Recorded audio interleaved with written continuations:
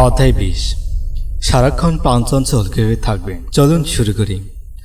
আশা করছি পুরো এই অডিওটির সাথেই থাকবেন। আপনার অবস্থান মন কখনো বুড়ো হয় না। এই হলো অন্তহীন, অনন্ত যৌবনা এবং সীমাহীন। এই হলো সৃষ্টিকর্তার সর্বজনীন মনের একটি অংশ, যার জন্ম নেই, মৃত্যু নেই। ক্লান্তি কিংবা বার্ধক্য কোনো আধ্যাত্মিক গুণ কিংবা শক্তির উপর প্রভাব ফেলে না। ধৈর্য, সত্য, নিষ্ঠা, বিনয়, সদিচ্ছা, শান্তি, হারমোনি এবং ভ্রাতৃসুলভ প্রেমের বয়স কখনো বাড়ে না। আপনি যদি এই গুণগুলো এই সাদাসিধে জীবনে উৎপাদন করে যেতে পারেন, সর্বদাই প্রাণচঞ্চল থাকবেন। সময় ফুরিয়ে যাওয়ার ভয় আমাদের মন এবং শরীরে ক্ষতিকর প্রভাব ফেলে। এই ভয় সময়ের আগেই দেহ মনে নিয়ে আসতে পারে বার্ধক্য।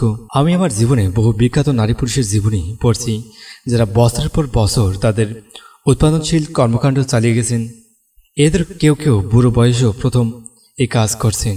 আমি বহু মানুষের সৎ স্পর্শে এসেছি, যারা খুব বিখ্যাত হয়তো নন, তবে প্রমাণ করে দেখিয়েছেন বুড়ো বয়সেও শরীর ও মনের সৃজনশীল ক্ষমতা ধ্বংস করতে পারেন।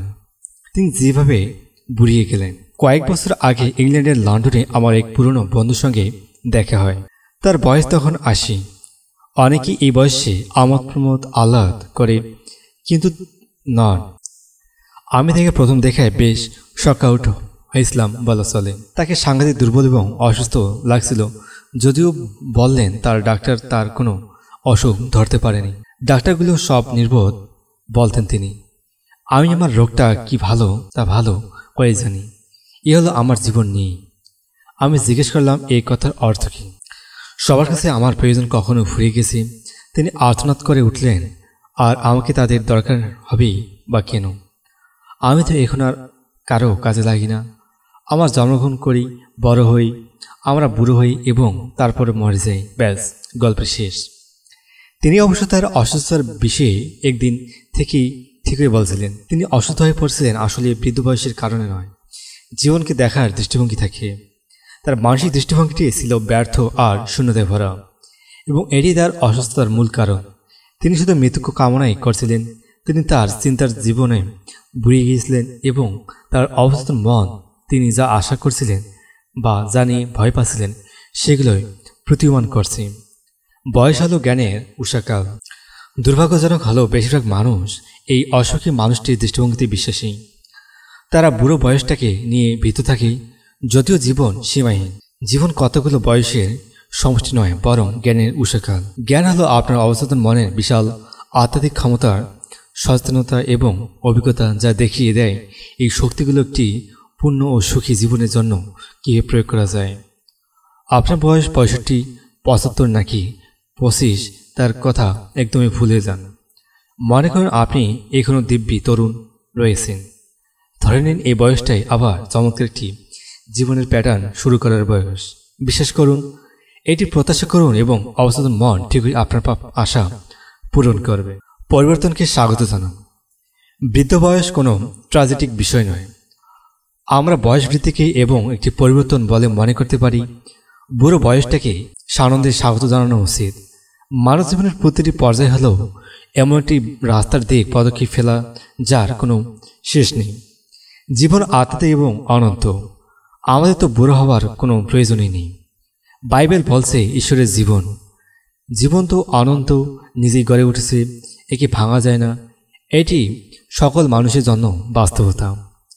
বিজ্ঞানীরা ইলেকট্রন চোখে দেখতে পান না, তবু তারা একে একটি সায়েন্টিফিক ফ্যাক্ট হিসেবে মেনে নিয়েছেন, কারণ এটি একমাত্র প্রমাণিত উপসংহার যার সঙ্গে অন্যান্য এক্সপেরিমেন্টাল এভিডেন্সের কাকতালীয় মিল রয়েছে। আমরা জীবন দেখতে পাই না, কিন্তু আমরা জানি আমরা বেঁচে আছি, আর জীবন আছে তার সকল সৌন্দর্য ও মহিমা নিয়ে। মন এবং আত্মা কখনো বুড়ো হয় না। পৃথিবীতে মানুষের জন্মচিহ্ন নিয়ে চিন্তা করতে গিয়ে যেভাবে জীবন মনে শুধু জন্ম নেওয়া, বয়স্ক প্রাপ্তি হওয়া, তরুণ হওয়া, ম্যাচুরিটি আসা এবং তারপর বুড়ো হয়ে যাওয়া, এরকম আহমকি ভাবনা আর হয় না। এরকম লোকের সেই কোনো আশা নেই, কোনো দৃষ্টিভঙ্গি, এর কাছে জীবন কোনো অর্থই বহন করে না। এ ধরনের বিশ্বাস বয়ে আনে হতাশা, নিষ্ক্রিয়তা, অনিশ্চয়তা এবং অসহায়ত্ববোধ যা সব ধরনের মানসিক বাধা তৈরি করে। তোমার লেকচার শুনতে যারা আসেন তাদেরকে সবসময় একটা কথা আমি বলি, তারা যেন আনন্দের সঙ্গে তাদের বয়সটাকে মেনে নেন। বয়সের নিজস্ব মহিমা রয়েছে, আছে সৌন্দর্য এবং জ্ঞান, শান্তি, প্রেম, আনন্দ, সুখ, জ্ঞান, সদিচ্ছা ইত্যাদি গুণাবলী কখনো বুড়িয়ে যায় না কিংবা কদাপি এদের মৃত্যু ঘটে না। আপনি নিজেকে যতটা তরুণ ভাবেন আপনি তেমনি। 2-1 বছর অন্তর আমি লন্ডনের এক্সটন হলে বক্তৃতা দিয়ে যেতে চাই, যেখানে একদিন এক সার্জন এলেন আমার সঙ্গে কথা বলতে। আমার বয়স 84 বছর। বললেন তিনি আমাকে, আমার প্রতিদিন সকালে অপারেশন করি, বিকেলে রোগী দেখি এবং সন্ধ্যাবেলা মেডিকেল ও অন্যান্য বিজ্ঞান সাময়িকীর জন্য লেখালেখি করি। তিনি নিজেকে তরুণ ভাবেন। তিনি আমাকে বললেন, আপনি যা বলছেন তা সত্যি। একজন মানুষ নিজেকে যতটা শক্তিশালী ভাবে সে ঠিক ততটাই, নিজেকে যে সত্যটা মূল্যবান ভাবে সে ঠিক ততটাই। এই সার্জন বুড়ো বয়সের কাছে আত্মসমর্পণ করেননি। তিনি ভাবেন তিনি অমর। তিনি আমাকে যাওয়ার আগে এই কথাটি বলে যান, আমি যদি কালকের দিনটি বাঁচতে পারি তাহলে নিজেকে দেখব আমি রোগী দেখছি, লোকদের সুস্থ করে তুলছি, তবে সার্জনের ক্যালস্পেল দিয়ে নয়, মানসিক ও আত্মাধিক সার্জারির সাহায্যে। আপনার পাকা চুল আপনার জন্য অ্যাসেট। কখনো এমনটি ভাববেন না যে আমি বুড়ো হয়ে গেছি বলে এই কাজটি করতে পারবো না। তাতে নিষ্ক্রিয়তা চলে আসি, মানসিক মৃত্যু ঘটে। একবার যদি আপনি ভাবতে শুরু করেন যে আপনি শেষ, তাহলে আপনার অবস্থান মন এটি বিশ্বাস করবে এবং এর বাস্তবায়ন ঘটাবে। কেউ 30-এ বুড়ো হয়ে যায়, আবার কেউ 80-তেও তরুণ থাকে। মন হল প্রধান তন্ত্রবায়, স্থপতি, নকশিবিদ এবং ভাস্কর। নাট্যকার বার্নার্ড 90 বছর বয়সেও দিবা কাজ করেছেন। তার শিল্পী মন প্রতিদিনটার কাজ করতে কখনো বাধা দেয়নি। আমার সঙ্গে এমন বহু নারী ও পুরুষের প্রয়োজন হয়েছে যারা বলেছে তারা 40 শুধু বলে অনেক কোম্পানি তাদের মুখের উপর দরজা বন্ধ করে দিয়েছে চাকরি দেয়নি যোগ্যতা সত্ত্বেও। ওই কোম্পানিগুলোর মালিকদের ধারণা 40 শুধু মানুষের কর্মক্ষমতা কমে যায়, তারা কাজে উদাসীন হয়ে ওঠে। কাজ করতে হলে 45-এর কম হতে হবে বয়স, এমন ঘোষণা জারি করে।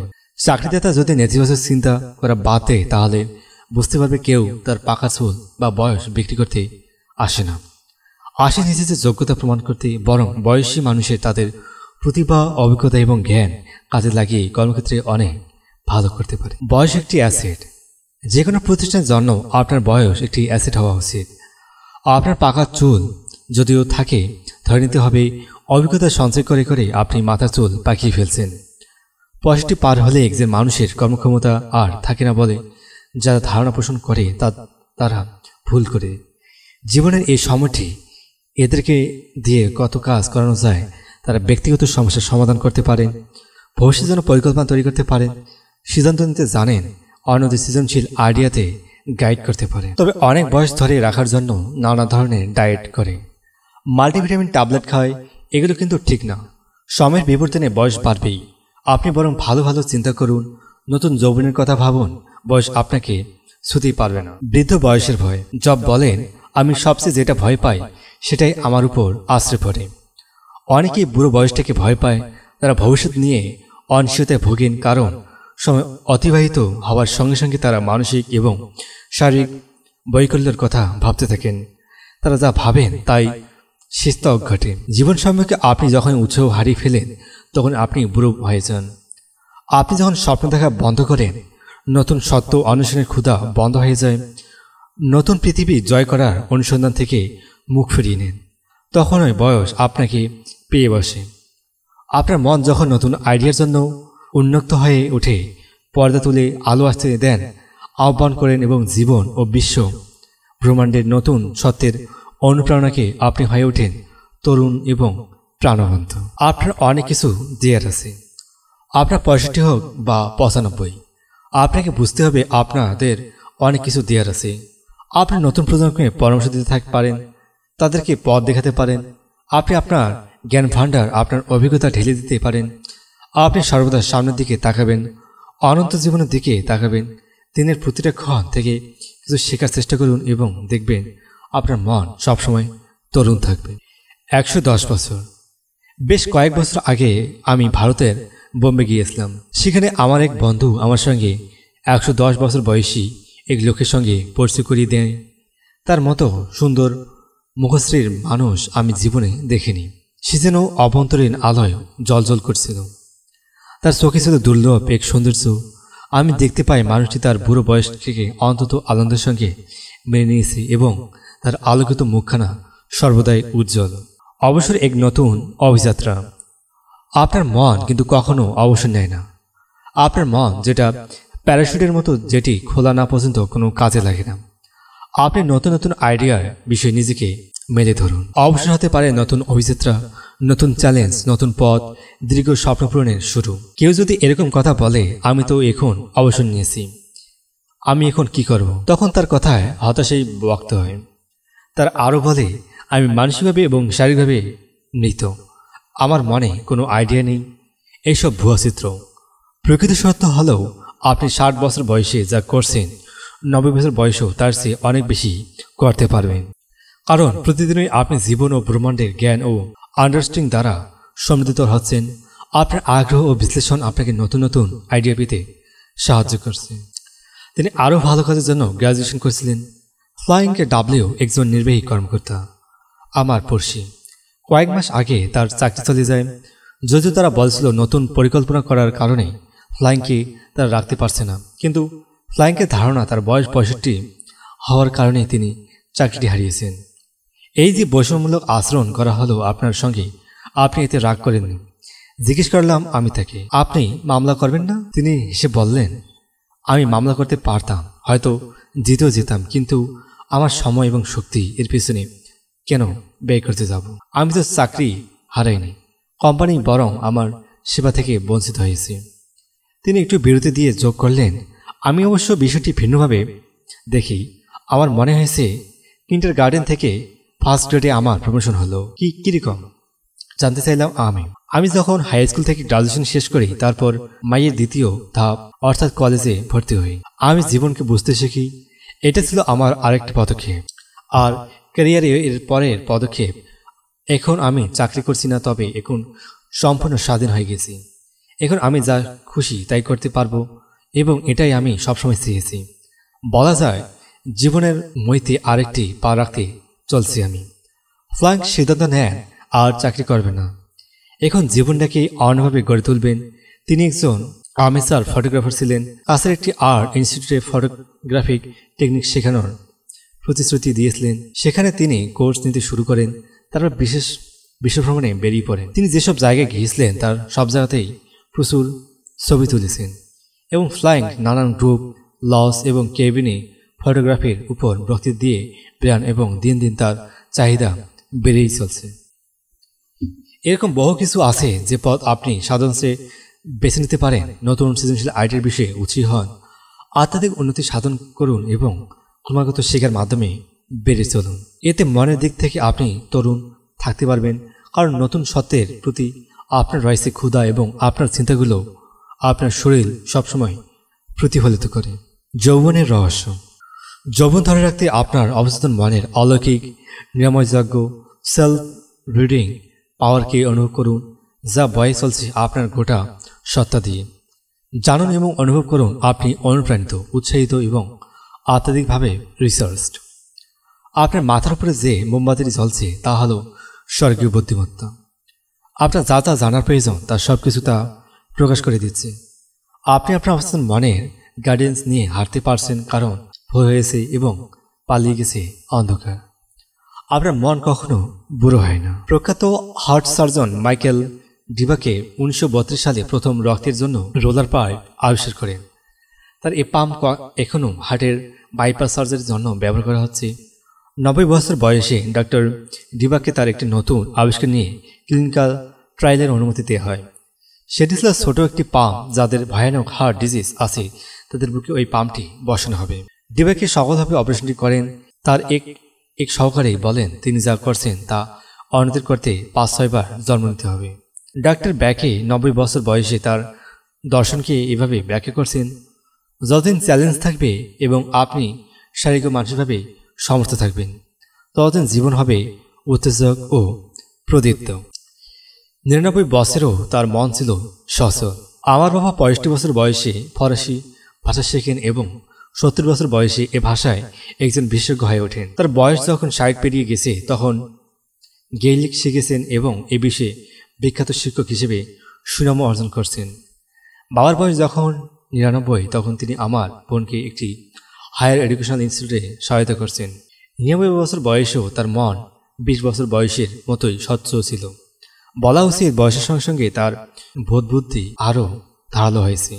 আসলে আপনি নিজেকে বুড়ো ভাবলেই বুড়ো, নইলে তরুণ। সিনিয়র সিটিজেনদের আমাকে প্রয়োজন আছে। সিনিয়র সিটিজেনদেরকে আমাদের প্রয়োজন আছে। রোমান দেশপ্রেমিক মার্কাস পবিয়াস কটো 80 বছর বয়সে গ্রিক ভাষা শিখিয়েছিলেন।